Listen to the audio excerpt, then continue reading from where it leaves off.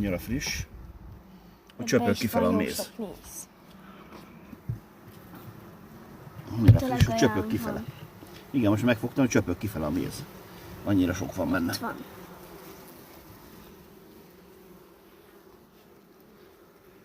Keresem az anyát közben.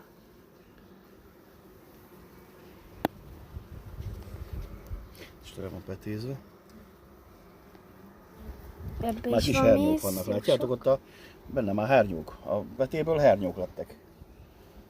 Álcának hívják egyébként. Azok ott.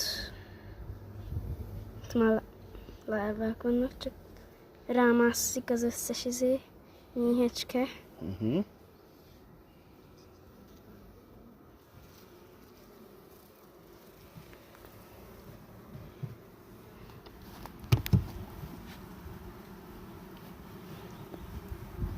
És már lesz itt lehet már olyan is, ami már lassan kikelt. Hát nem tudom, meg kell nézni.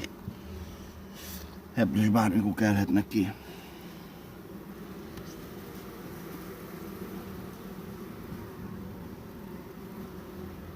Ne hajolj közel, mert megijed a méhecske, akkor neked repül. Majd csináltak egy lyukat, ahol át tudnak menni. Tök.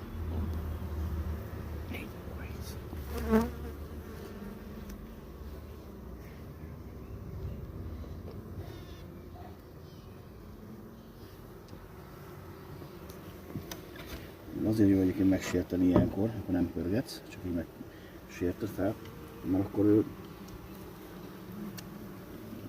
elkezdik átszállítani máshol.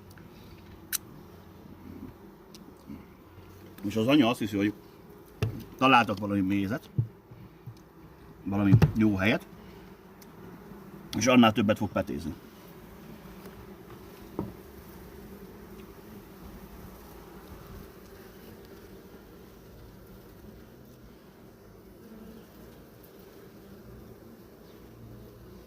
Nem tudom, hol az anya, valahol van. Van.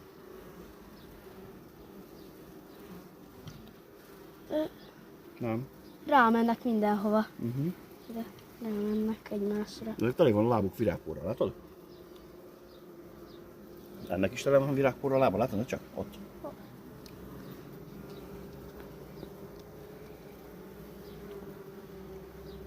Itt a lábam van az a sárga, az a virágpor. Elbújt.